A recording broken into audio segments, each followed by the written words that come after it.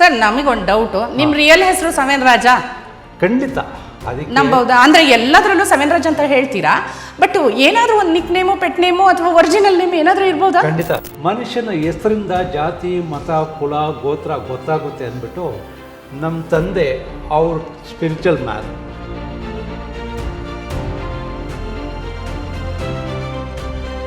ನಾನು ಹುಟ್ಟಿ ಬೆಳೆದೆಲ್ಲ ಡ್ರಿಂಕ್ಸು, ಸಾರೆ ಅಂಗಡಿ, ಬಾರು, ರೆಸ್ಟೋರೆಂಟ್ ಅಂಥ ಏರಿಯಾದಲ್ಲಿ ನಾನು ಹುಟ್ಟಿ ಬೆಳೆದು. ತಂದೆಯವರು ದುಡ್ಡು ಕೊಡಲಿಲ್ಲ, ಒಳ್ಳೆಯ ಗುಣ ಕೊಟ್ಟರು.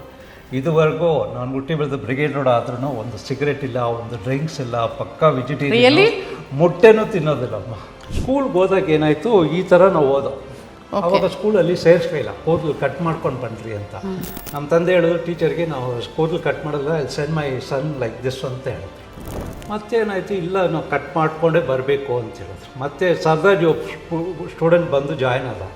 ಅವ್ರು ಸರ್ದಾಜ್ ನೋಡಿಬಿಟ್ಟು, ಸಾಕು ಈ ಥರ ನೀವು ಕಟ್ ಕಳಿಸ್ರಿ, ಅವ್ರು ಏನು ಅಬ್ಜೆಕ್ಷನ್ ಮಾಡೋದಿಲ್ಲ ಅಂತ. ಅವತ್ತಿಂದ ನಾನು 25 ವರ್ಷ ಸರ್ದಾಜ್. ಇಲ್ಲೆಲ್ಲ ಈ ರೀತಿ ಇದ್ರಿ, ಆಮೇಲೆ ಸ್ವಲ್ಪ ಪಾಶ್ ಆಗಿದ್ದೀರಾ? ಪಾಶ್ ಆಗಿದೆ. ಇದಕ್ಕೊಂದು ಅರ್ಥ ಇದೆ ಮಾ.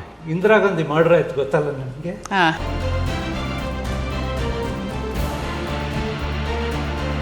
ಈ ಫೋಟೋ ಯಾವಾಗಿಂದು? ಇದು ರೀಸೆಂಟಾಗಿ ನನಗೆ ಚಿಕ್ಕ ವಯಸ್ಸಿಂದ ಒಂದು ಆಸೆ ಇತ್ತು, ರಜನಿ ಸರ್ನ ಯಾತಕ್ಕೆ ಮೀಟ್ ಮಾಡಬಾರ್ದು. ಅವರಿಂದ ರಜನಿ ಅಭಿಮಾನಿಕ್ಕಿಂತ ಏನಂದರೆ ಅವರು ಹೇಳಿದ ಆ ಮಾತಿನಿಂದ ನಿಮ್ಮ ಲೈಫ್ ಸೇವ್ ಆಯಿತು. ಇವತ್ತು ನಾನು ಜೀವನವಾಗಿ ಇರೋದು ಕಾರಣನೇ ಅವರು.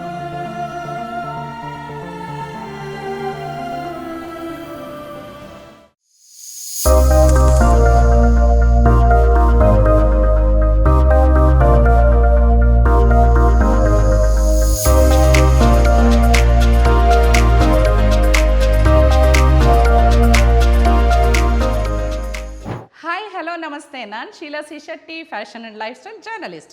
ನೀವು ನೋಡ್ತಾ ಇದ್ದೀರಾ ವಿಶ್ವವಾಣಿ ಟಿವಿ ಸ್ಪೆಷಲ್.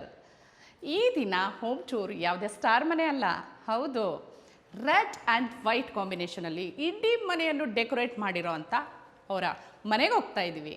ಹೌದು, ಮನೆ ಅಷ್ಟೇ ಅಲ್ಲ, ಅವರು ಕೂಡ ರೆಡ್ ಆ್ಯಂಡ್ ವೈಟ್ ಕಾಂಬಿನೇಷನಲ್ಲೇ ಸ್ಟೈಲಿಶ್ ಆಗಿ ಕಾಣಿಸ್ಕೊಳ್ತಾರೆ. ಅವರು ಯಾರು ಅಂತ ಈಗಾಗಲೇ ನಿಮಗೆ ಗೊತ್ತಾಗಿರಬೇಕು, ಸವೇನ್ ರಾಜ್ ಅಂತ. ಬನ್ನಿ ಹಾಗಾದರೆ ಹೋಮ್ ಟೂರ್ ಮಾಡೋಣವಾ?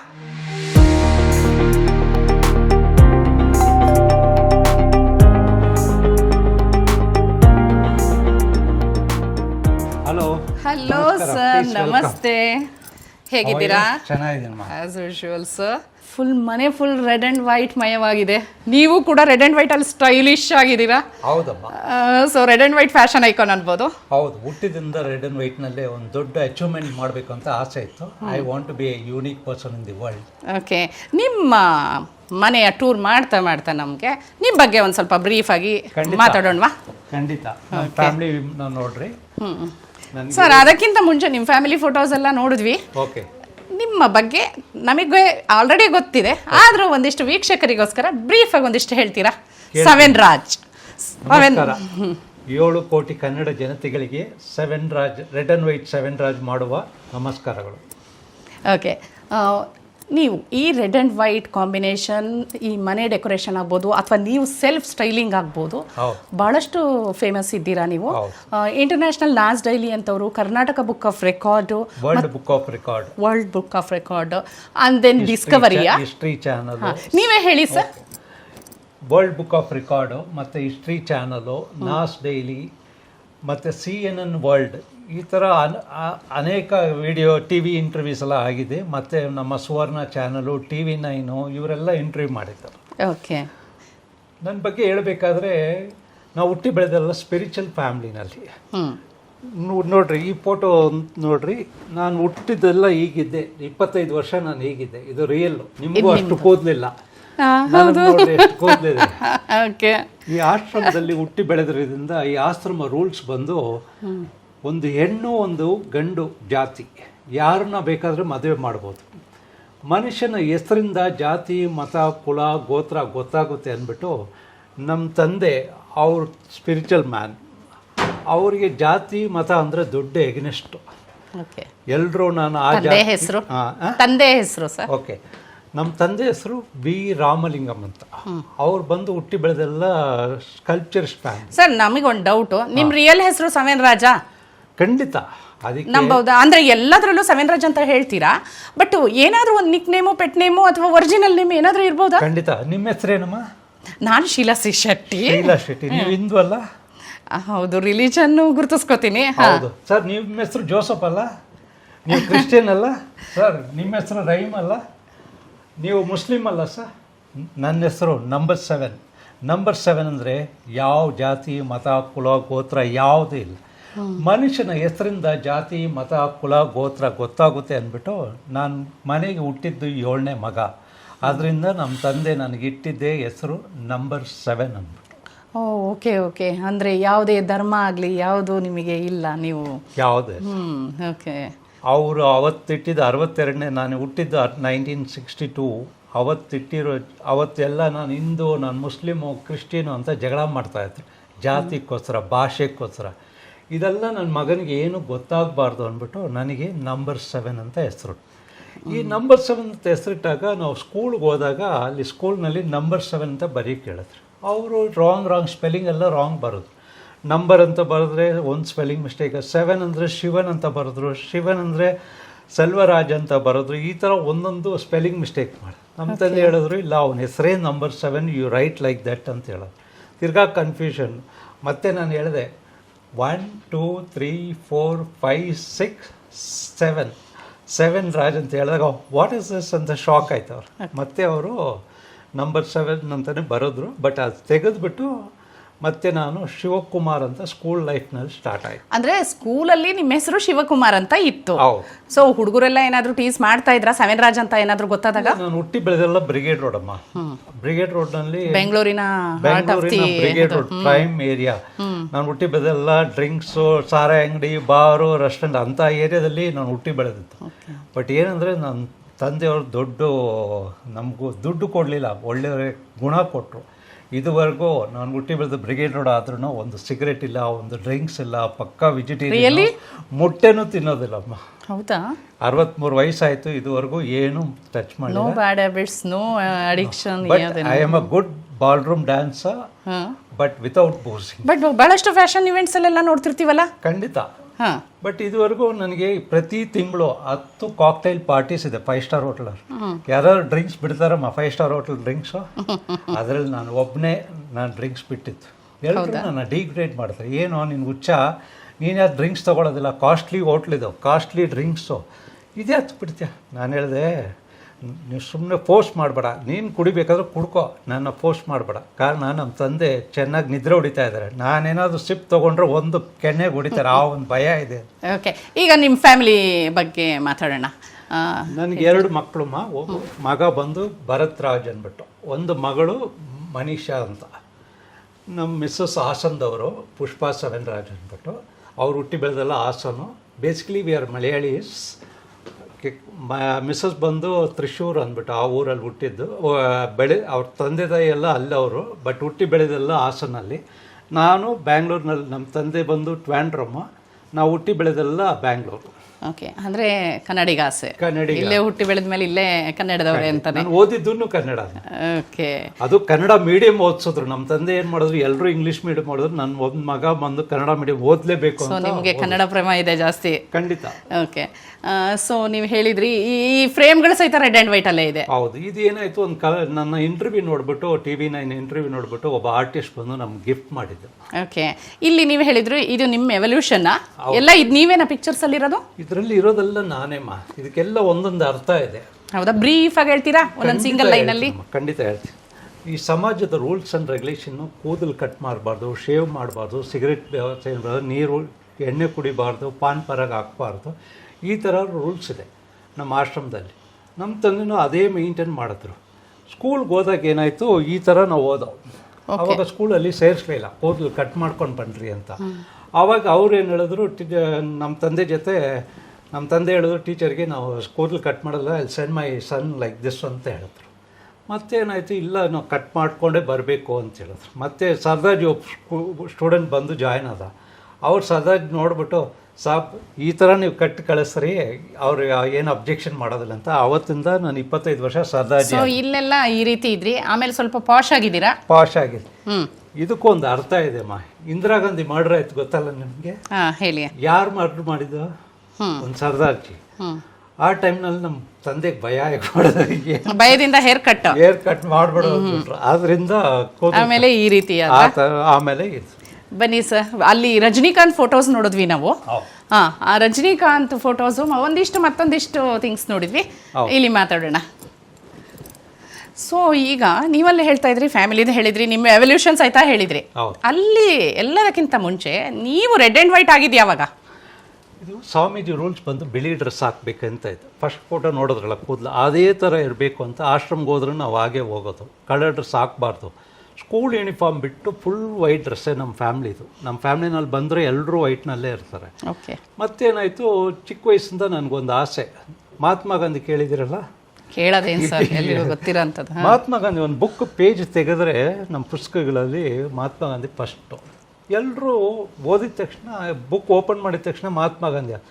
ನನಗೆ ಆಶ್ಚರ್ಯ ಆಯಿತು, ನಾನು ಯಾಕೆ ಮಹಾತ್ಮ ಗಾಂಧಿ ಥರ ಆಗಬಾರ್ದು ಅಂತ ಒಂದು ಆಸೆ ಇತ್ತು. I am a big fan.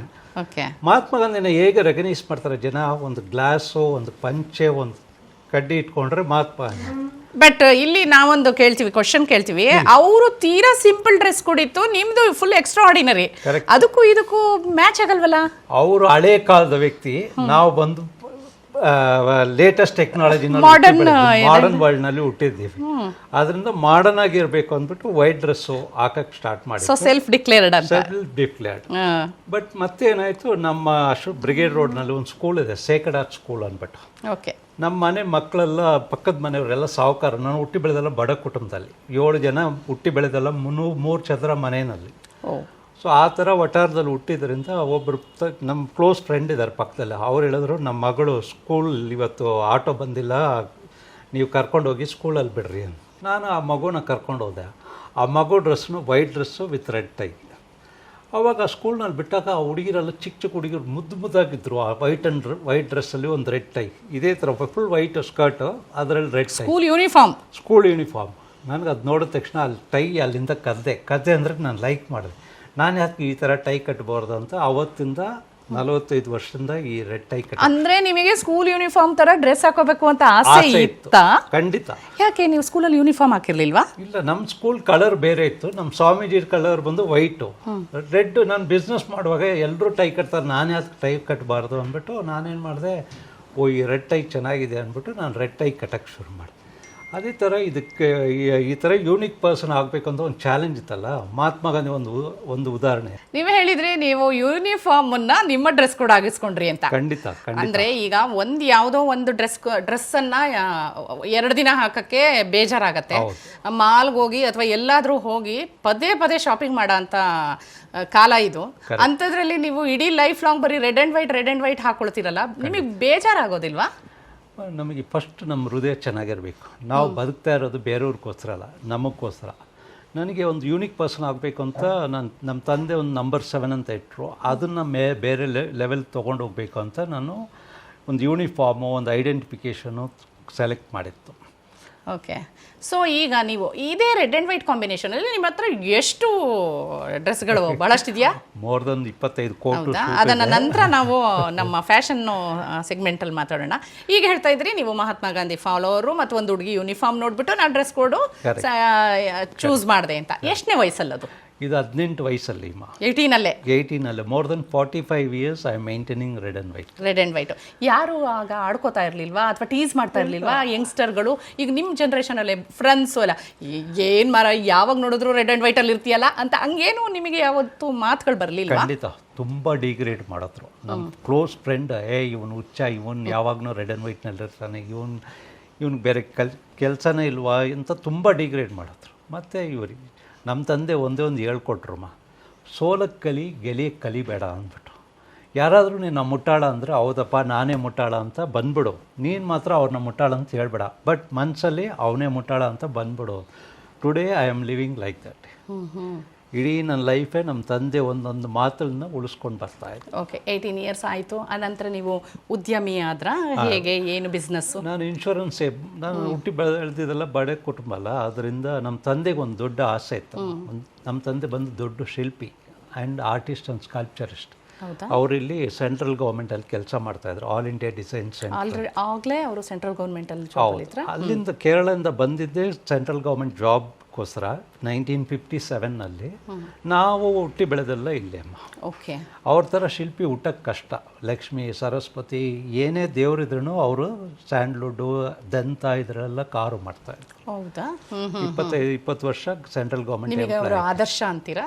ಹೌದು. ಮತ್ತು ನಮ್ಮ ತಂದೆಗೆ ಒಂದು ಆಸೆ ಇತ್ತು, ನನ್ನ ಮಗನೂ ಒಂದು ದೊಡ್ಡ ಆರ್ಟಿಸ್ಟ್ ಆಗಬೇಕು ಅಂತ.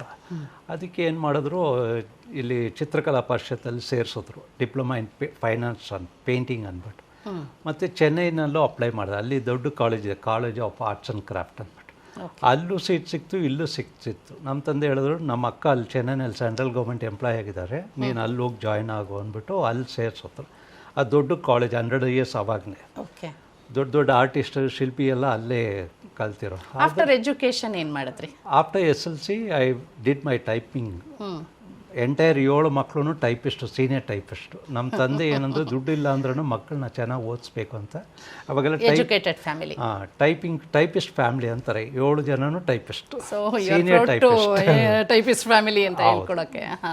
ನಂತರ ಹೇಗೆ ನಿಮ್ಮದು ಏನು ಅದ್ರ ನಂತರ ಮದುವೆನಾ ಅಥವಾ? ಮತ್ತೆ ಅಕ್ಕನ ಮದುವೆ ಆಯಿತು, ಅಲ್ಲಿ ಸೆಟ್ಲ್ ಆದೆ. ನಮ್ಮ ತಂದೆನೂ ಅಲ್ಲಿ ಕಳಿಸ್ತು. ನಾನು ಕಾಲೇಜ್ ಅಷ್ಟು 2 ವರ್ಷ 5 ವರ್ಷ ಕೋರ್ಸ್, ಅದು 2 ವರ್ಷ ಓದಿದೆ. ಯಾವಾಗಲೂ ನನಗೂ ನಮ್ಮ ಮಾವನಿಗೂ ಜಗಳ ಊಟದ ವಿಷಯದಲ್ಲಿ. ನಾನು ಯಾಕೋ ನಿನ್ನ ಓದಿಸ್ಬೇಕು, ನಿಮ್ಮ ಅಣ್ಣಂದ್ರಲ್ಲ, ನನಗೆ 3 ಅಣ್ಣ ಇದ್ದಾರೆ, 3 ಅಕ್ಕ ಇದ್ದಾರೆ, ನಾನು 7ನೇ ಅವನು. ಅದರಿಂದ ಅವ್ರು ಓದಿಸ್ಲಿ, ನಾನು ಯಾಕೆ ಓದಿಸ್ಲಿ ಅಂದ್ಬಿಟ್ಟು ನಮ್ಮ ತಂದೆಗೆ ನನಗೂ ಊಟದ ವಿಷಯದಲ್ಲಿ ಜಗಳ.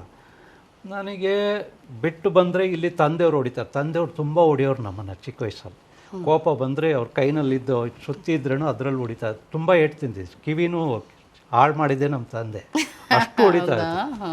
ಬಟ್ ಅವ್ರು ಹೊಡೆದಿದ್ದಕ್ಕೆ ನಾನು ಚೆನ್ನಾಗಿದ್ದೀನಿ, ಅವ್ರನ್ನ ಮರೆಯೋಕ್ಕಾಗೋದಿಲ್ಲ. ಆ ಥರ ಆಯಿತು. ಸಡನ್ನಾಗಿ 2 ವರ್ಷ ಆಯ್ತಮ್ಮ. ನನ್ನ ಮಾವನ ಇದು ಟಾರ್ಚರ್ ತಾಳ್ರಾಗಲೇ ಆಯಿತು. ನಾನು ಮಾಡ್ತೆ ಊಟಕ್ಕೆ ಇಲ್ದಿರೆ ಅಕ್ಕನ ಮನೆ ಬಿಟ್ಟು ಆ ತಂದೆಗೆ ಹೇಳ್ದಿರೆ ಬೇರೆ ಕಡೆ ಹೋಗಿ ಸೇರಿಕೊಂಡೆ. ಇನ್ಶೂರೆನ್ಸ್ ಏಜೆಂಟಾಗಿ ಕೆಲಸ ಮಾಡಬೇಕಂತ ಹೋದೆ.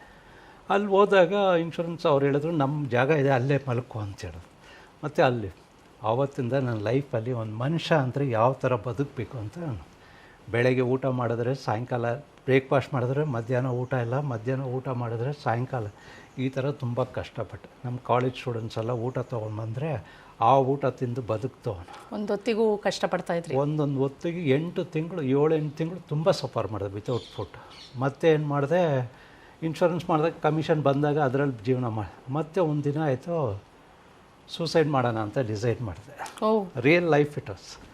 ಸೂಸೈಡ್ ಮಾಡೋಣ ಅಂತ ನನಗೆ ಮತ್ತೆ ಸಡನ್ನಾಗಿ ರಜನಿ ಸರ್ ಬಗ್ಗೆ ನನ್ನ ಜ್ಞಾಪನ ಬಂದು, ಬ್ಯಾಂಗ್ಳೂರವರು ಯಾಕೆ ಹೋಗಿ ಮೀಟ್ ಮಾಡ್ಬಾರ್ದು. ನಾನೇನು ಆವಾಗ ಸೈಕಲ್ ಇತ್ತು ನಂದು. ಸೈಕಲಲ್ಲಿ ರಜನಿ ಸರ್ ಮನೆಗೆ ಹೋದೆ, ಚೆನ್ನೈಯಲ್ಲಿ.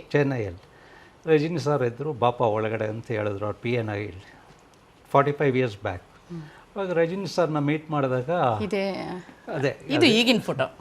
ರಜನಿ ಸರ್ನ ಮೀಟ್ ಮಾಡಿದಾಗ ನಾನು ಹೇಳಿದೆ, ನನ್ನ ಪ್ರಾಬ್ಲಮ್ ಈ ಥರ ಇದೆ, ತಂದೆಯವ್ರು ದೊಡ್ಡ ಆರ್ಟಿಸ್ಟು, ಅವ್ರ ಮಗ ದೊಡ್ಡ ಆರ್ಟಿಸ್ಟ್ ಆಗಬೇಕಂತ ಆಸೆ ಇದೆ, ಬಟ್ ಇಲ್ಲಿ ಅಕ್ಕನ ಮನೆಯಲ್ಲಿ ಊಟಕ್ಕೂ ಕಷ್ಟ ಇದೆ. ರಜನಿ ಸರ್ ಒಂದು ಹೇಳಿದ್ರು, ಧೈರ್ಯ ಕೊಟ್ಟರು, ಅದು ಏನು ಅಂತ ಗೊತ್ತಿಲ್ಲ, ಮೋಟಿವೇಟ್ ಮಾಡಿದ್ರು. ನೀನು ಯಾಕಪ್ಪ ಇಷ್ಟು ಕಷ್ಟಪಡ್ತೀರಾ, ಆರ್ಟಿಸ್ಟ್ ಅಂದರೆ ಪೀಸ್ ಆಫ್ ಮೈಂಡ್ ಬೇಕು, ಅದೇ ಇಲ್ಲ ಅಂದರೆ ಆರ್ಟ್ ಕಲ್ತು ಏನು ಪ್ರಯೋಜನ ಅಂತ ಅವ್ರು ಹೇಳಿದ್ರು. ನೀನು ಇಲ್ಲಿ ಬಿಟ್ಬಿಟ್ಟು ಬ್ಯಾಂಗ್ಳೂರ್ಗೆ ಹೋಗ್ಬಿಡು, ಬ್ಯಾಂಗ್ಳೂರಲ್ಲಿ ತಂದೆ ಸ್ವಲ್ಪ ದಿನ ಹೊಡಿತಾರೆ ಮತ್ತೆ ಸರಿ ಆಗ್ತಾರೆ ಅಂತ ಹೇಳಿದ್ರು. ಅದು ನನ್ನ ಮೈಂಡಿಗೆ ಪಂಚಾಗ್ಬಿಡ್ತು, ಏನು ಅಂತ. ಮತ್ತು ಹೊರಗಡೆ ಬಂದೆ. ನೆಕ್ಸ್ಟ್ ಡೇನೇ ಹೋಗಿ ಏನಾದರೂ ಕೇಳೋಣ ಅಂತ ಹೋದೆ. ಅದಕ್ಕೆ ಮುಂಚೆ ಏನು ಮಾಡಿದೆ, ಚೆನ್ನೈಯಲ್ಲಿ ನಮ್ಮ ಫ್ರೆಂಡ್ ಮನೆಯಲ್ಲಿದ್ದೆ. ಅಲ್ಲಿಂದ ಪೆರಂಬೂರ್ ಅಂತ ಕೊರಟೂರಿನಲ್ಲಿ ಸ್ಟೇ ಮಾಡಿದ್ದೆ. ಮತ್ತು ಮೆಟ್ರೋ ಲಾಸ್ಟ್ 12 ಗಂಟೆ ಟ್ರೈನು ಬಂದು ಕೊರಟೂರಿನ ಪೆರಂಬೂರಿನಲ್ಲೇ ಸ್ಟಾಪ್ ಆಗಿಬಿಡ್ತು ಟ್ರೈನ್. ಮತ್ತು 2-3 ಕಿಲೋಮೀಟ್ರ್ ನಡ್ಕೊಂಡು ಹೋಗಬೇಕು. 1 ಗಂಟೆ ಆಗ್ತದೆ. ನನಗೆ ದುಡ್ಡಿಲ್ಲ, ಬ್ಯಾಗ್ ಇದೆ, ಬ್ರೀಫ್ ಕೇಸ್ ಇದೆ, ಏನು ಮಾಡೋದು ಅಂತ ಸೂಸೈಡ್ ಮಾಡ್ಕೊಳ್ಳೋಣ ಅಂತ ರೈಲ್ವೆ ಟ್ರ್ಯಾಕ್ನಲ್ಲಿ ಹೋಗಿ ಮಲಗಿಬಿಟ್ಟೆ. Really it's a true. ಏನಂದರೆ ಇಲ್ಲಿ ಬಂದರೆ ತಂದೆಯವ್ರು ಹೊಡಿತಾರೆ, ಮತ್ತು ರಜನಿ ಸರ್ ಬೇರೆ ಇದೊಂದು ಹೇಳಿದ್ರು, ಏನೇ ಆಗಲಿ ಅಂತ ಹೋಗಿ ಮಲಗಿಬಿಟ್ಟೆ. ಸಡನ್ನಾಗಿ ನೋಡಿದ್ರೆ ಆ ಟ್ರೈನೇ ಬಂದಿಲ್ಲ ಮಾತು, ನಾಯಿಗಳು ಕಚ್ಚಕ್ಕೆ ಬಂತು. ಇವತ್ತು ನಿಮ್ಮ ಮುಂದೆ ಇರೋದು ಕಾರಣನೇ ಆ ನಾಯಿಗಳು. ಮತ್ತು ಅವತ್ತು ಒಂದು ರಜನಿ ಸರ್ದು ಒಂದು ಒಳ್ಳೆ ಪಿಕ್ಚರ್ ಇತ್ತು, 6 ರಿಂದ 60 ಅಂದ್ಬಿಟ್ಟು. ಆ ಪಿಕ್ಚರು ನೋಡ್ತಾ ಇದ್ದೆ. ಅದರಲ್ಲಿ 6 ವಯಸ್ಸಿನಲ್ಲಿ ಕಷ್ಟಪಟ್ಟರೆ 70 ವಯಸ್ಸುವರೆಗೂ 60 ವಯಸ್ಸುವರೆಗೂ ಹೇಗಿದ್ದಾರೆ ಅಂತ ಒಂದು ಪಿಕ್ಚರ್ ಅದು ನೋಡಿದೆ. ರಜನಿಕಾಂತ್ ಹೇಳಿದ್ದು ಕೇಳ್ಕೊಂಡೆ. ರಜನಿ ಸರ್ ಬಗ್ಗೆ ಇಷ್ಟೆಲ್ಲ ಹೇಳಿದ್ರಲ್ಲ, ಯಾಕೆ ಚಾಲೆಂಜ್ ತೊಗೊಳ್ಬಾರ್ದು ಅಂದ್ಬಿಟ್ಟು ಅಲ್ಲಿ ಬಿಟ್ಬಿಟ್ಟು ಇಲ್ಲಿ ಬಂದುಬಿಟ್ಟೆ. ಬ್ಯಾಂಗ್ಳೂರು ಬಂದು ನಮ್ಮ ತಂದೆ ಹೊಡೆದ್ರು ತಡೆಯೋಕ್ಕಾಗಲಿ.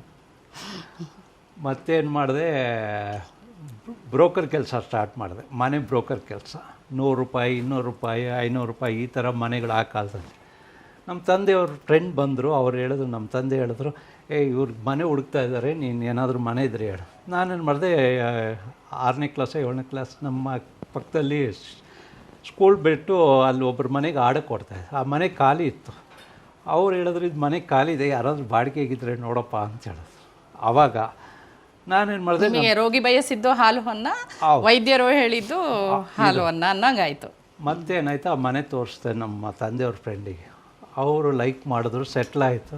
ಅವತ್ತೇನೋ 20-100 ರೂಪಾಯಿ ಕೊಟ್ಟರು, ಗ್ಯಾಪ್ನ ಅದು ಕ್ಲಿಕ್ ಆಗೋಯ್ತು ನಿಮಗೆ. ಅದು ಕ್ಲಿಕ್ ಆಯಿತು. ಆವತ್ತಿಂದ ಏನು ಒಬ್ಬರು ಈ ಥರ ಮನೆ ತೋರಿಸ್ತಾರೆ ದುಡ್ಡು ಸಿಗುತ್ತೆ ಅಂದ್ಬಿಟ್ಟು ಆವತ್ತಿಂದ ಸ್ಟಾರ್ಟ್ ಮಾಡಿದ್ರಿ. ಒಳ್ಳೆ ರಿಯಲ್ ಎಸ್ಟೇಟ್ ಮಾಡಿಕೊಂಡು ಅಲ್ಲಿಂದ ರಿಯಲ್ ಎಸ್ಟೇಟಿಗೆ ಬಂದ್ರಿ ನೀವು. ಬಂದ್ರಿ. ಮತ್ತು ಅದಕ್ಕೆ ಮುಂಚೆ ನನಗೆ ತಂದೆಯವರು ಒಂದು ಹೇಳ್ತಾಯಿದ್ರು, ಈ ಥರ ನಾನು ಚಿಕ್ಕ ವಯಸ್ಸು ಒಂದು ಫಿಲ್ಮ್ ಆ್ಯಕ್ಟಿಂಗ್ ಎಲ್ಲ ಮಾಡಿದ್ದೆ ಅಂದ್ಬಿಟ್ಟು, ಯಾವುದೋ ಒಂದು ಪಾತ್ರ ಮಾಡಿದೆ. ಅದು ನನ್ನ ಮೈಂಡಿಗೆ ಪಂಚಾಯ್ತು, ನಾನು ಯಾಕೊಂದು ಹೀರೋ ಆಗಬಾರ್ದು, ಇಲ್ಲ ವಿಲನ್ ಆಗಬಾರ್ದು ಅಂದ್ಬಿಟ್ಟು. ಆವಾಗ ಏನು ಮಾಡಿದೆ, ಫಿಲ್ಮು ಮಾಡಿಕೊಂಡು ಬ್ರೋಕರ್ ಕೆಲಸ ಮಾಡಿಕೊಂಡು ಫಿಲ್ಮ್ಗೂ ಟ್ರೈ ಮಾಡ್ತಾಯಿದ್ದೆ. ಆವಾಗ ಲೇಡೀಸ್ ಹಾಸ್ಟೆಲ್ ಅಂತ ಟಿಪ್ಟೂರ್ ರಘು ಇದ್ದರು. ಅವರು ಅದೇ ನೀವು ಸಿನಿಮಾದಲ್ಲಿ ಆ್ಯಕ್ಟ್ ಮಾಡಿದ್ದೀರಾ? ಅಲ್ಲ, ನಾನು ಕೇಳಿದ್ದೆ ಆ್ಯಕ್ಟರ್ ಅಂತ, ಯಾವ್ದಾದ್ರು ಸಪೋರ್ಟಿಂಗ್ ರೋಲ್ ಏನಾದರೂ ಮಾಡಿರ್ಬೋದು ಅಂತ ಅನ್ಕೊಂಡಿದ್ವಿ. ಮೋರ್ ದೆನ್ 15 ಪಿಕ್ಚರ್ ಮಾಡಿದ್ದೀನಿ, ಕನ್ನಡದಲ್ಲಿ 8 ಪಿಕ್ಚರ್ ಮಾಡಿದ್ದೀನಿ. ಅವಾಗ ಅಂದ್ರೆ ಲೀಡ್ ರೋಲ್ ಅಲ್ಲ ಅಥವಾ ಸಪೋರ್ಟಿಂಗ್ ರೋಲ್? ಯಾವ ಸ್ಮಾಲ್ ರೋಲ್, ಚಿಕ್ಕ ರೋಲ್ಗಳಲ್ಲಿ. ಅದೇ ನಮ್ಮ ಮನೆ ಪಕ್ಕದಲ್ಲಿರೋರ ಮನೆಗೆ ಟಿಪ್ಟೂರ್ ರಘು ಅವ್ರು ಬರ್ತಾ ಇದ್ರು. ಸರ್, ನಮಗೆ ಈಗ ಈ ರಜನಿಕಾಂತಿಂದು ಅದನ್ನು ಮುಂದುವರ್ಸೋಣ. ನಿಮ್ಮ ಪ್ರೊಫೆಷನಲ್ ಲೈಫ್ ಹೇಗೆ ಸ್ಟಾರ್ಟ್ ಆಯ್ತು ಅಂತ. ಈ ಫೋಟೋ ಯಾವಾಗಿಂದು? ಇದು ರೀಸೆಂಟಾಗಿ ನನಗೆ ಚಿಕ್ಕ ವಯಸ್ಸಿಂದ ಒಂದು ಆಸೆ ಇತ್ತು, ರಜನಿ ಸರ್ನ ಯಾತಕ್ಕೆ ಮೀಟ್ ಮಾಡಬಾರ್ದು. ಅವರಿಂದ ರಜನಿ ಅಭಿಮಾನಿಕ್ಕಿಂತ ಏನಂದರೆ ಅವರು ಹೇಳಿದ ಆ ಮಾತ್ರದಿಂದ ನಿಮ್ಮ ಲೈಫ್ ಸೇವ್ ಆಯ್ತು. ಇವತ್ತು ನಾನು ಜೀವನವಾಗಿರೋದು ಕಾರಣನೇ ಅವರು. ಸಕ್ಸಸ್ಫುಲ್ ಒಂದು ಲೈಫ್ ಲೀಡ್ ಮಾಡ್ತಿದ್ದೀರಾ ಅಂದರೆ ಇವರೇ ಕಾರಣ. ಅದಕ್ಕೆ ಏನಾಯಿತು, ಸಡನ್ ಆಗಿ ಇವ್ರನ್ನ ನೋಡಲೇಬೇಕು, ಇವ್ರ ಬ್ಲೆಸ್ಸಿಂಗ್ ತೊಗೊಳ್ಬೇಕು ಅಂತ ಹೇಳ್ತಾ ಇದ್ದೆ. ಮತ್ತು ಇವ್ರ ಬ್ರದರ್ ಮುಖಾಂತರ ಇಲ್ಲಿದ್ದಾರೆ. ಅವ್ರು ಒಂದಿನ ಏನು ಮಾಡಿದ್ರು, ಅವ್ರ PA ಬಂದು ನನಗೆ ಫೋನ್ ಮಾಡಿದ್ರು, ಈ ಥರ ರಜನಿ ಸರ್ ಮನೆ ನೋಡ್ತಾ ಇದ್ದಾರೆ, ವೈ ಯು ಕಾಂಟ್ ಹೆಲ್ಪ್ ಅಂತ. ಮತ್ತು ಇಲ್ಲಿ ಬಂದರು, ಅವ್ರ ಬ್ರದರ್ನ ಮೀಟ್ ಮಾಡಿದೆ. ಅವ್ರು ಹೇಳಿದ್ರು, ತೊಗೊಳ್ತೀವಿ, ಸ್ವಲ್ಪ ಟೈಮ್ ಕೊಡಿ. ಬೆಂಗಳೂರಲ್ಲಿ ಅವರಿಗೆ ಮನೆ ಕೊಡಿಸಿದ್ ನೀವೇನಾ? ಇಲ್ಲ, ಕೊಡಲಿಲ್ಲ. ಅವ್ರು ಈ ಹುಟ್ಟಿ ಬೆಳೆದೆಲ್ಲ ಇಲ್ಲೇ ಅಲ್ಲ, ಬ್ಯಾಂಗ್ಳೂರ್. ಅದೇ ಅಲ್ಲ, ಅವ್ರು ಹುಟ್ಟಿ ಬೆಳೆದಿದ್ದಿಲ್ಲ ಆದರೂ ನೀವು ಹೇಳಿದ್ರಿ ಅವರಿಗೆ ಮನೆ. ಇಲ್ಲ, ಅವ್ರ ಬ್ರದರ್ಗೆ ಒಂದು ಪ್ರಾಪರ್ಟಿ ಇಸ್ಕೊಡ್ಬೇಕು ಅಂತ ಪ್ರಾಪರ್ಟೀಸ್. ಆವಾಗ ಏನಾಯಿತು, ಇಲ್ಲಿ ಬಂದರು, ಅವ್ರ ಬ್ರದರ್ನ ಮೀಟ್ ಮಾಡಿದೆ. ಅವ್ರು ಹೇಳಿದ್ರು, ಈ ಥರ ನೋಡ್ತಾ ಇದ್ದೀವಿ. ಬ್ರದರ್ ಬಂದು ಶಿವಾಜಿ ಪಿಕ್ಚರ್ ಶೂಟಿಂಗ್ ಇತ್ತು, ಅವ್ರು ಸ್ವಲ್ಪ ಬ್ಯುಸಿಯಾಗಿದ್ದಾರೆ, ಅದು ಮುಗಿಸ್ಕೊಂಡು ಮತ್ತೆ ಕಾಂಟ್ಯಾಕ್ಟ್ ಇರಲಿಲ್ಲ. ಮತ್ತೆ ಓದೆ ಅವ್ರು ಇಲ್ಲ ಬ್ಯುಸಿ ಇದ್ದಾರೆ, ಏನೂ ಹೇಳಿಲ್ಲ ಅಂತ. ಅವಾಗೆಲ್ಲ ಲ್ಯಾಂಡ್ಲೈನ್ ಅಲ್ಲ, ಆದ್ದರಿಂದ ಆ ಡೀಲ್ ಮಿಸ್ ಆಯಿತು. ಮತ್ತೆ ಒಂದು ಚಾಲೆಂಜ್ ತಗೊಂಡು ಇವತ್ತಿಲ್ಲ ನಾಳೆ ಅವ್ರು ಹೋಗಿ ಅವ್ರನ್ನ ನೋಡಿ ಒಂದು ಬ್ಲೆಸ್ಸಿಂಗ್ ತೊಗೊಳ್ಬೇಕು ಅಂತ ಇವಾಗ ರೀಸೆಂಟಾಗಿ ನಿಮ್ಮ ಫ್ಯಾಮಿಲಿ, ನಿಮ್ಮ ಮನೆಯವ್ರ ಜೊತೆ 2 months back two months back ಅದು ಅವ್ರು ಪಾಪ ಫೋನ್ ಮಾಡಿ ಹೇಳಿದ ತಕ್ಷಣ ಅಪಾಯಿಂಟ್ಮೆಂಟ್ ಕೊಟ್ಟರು, ಹೋಗಿ ಮೀಟ್ ಮಾಡಿದ್ರೆ. ಸರ್, ಮತ್ತೊಂದಿಷ್ಟು ವಿಷಯಗಳ ಬಗ್ಗೆ ಮಾತಾಡೋಣ. ನಿಮ್ಮ ಮನೆ ಮತ್ತೊಂದು ಕಾರ್ನರು ನಮಗೆ ತೋರಿಸ್ತೀರಾ?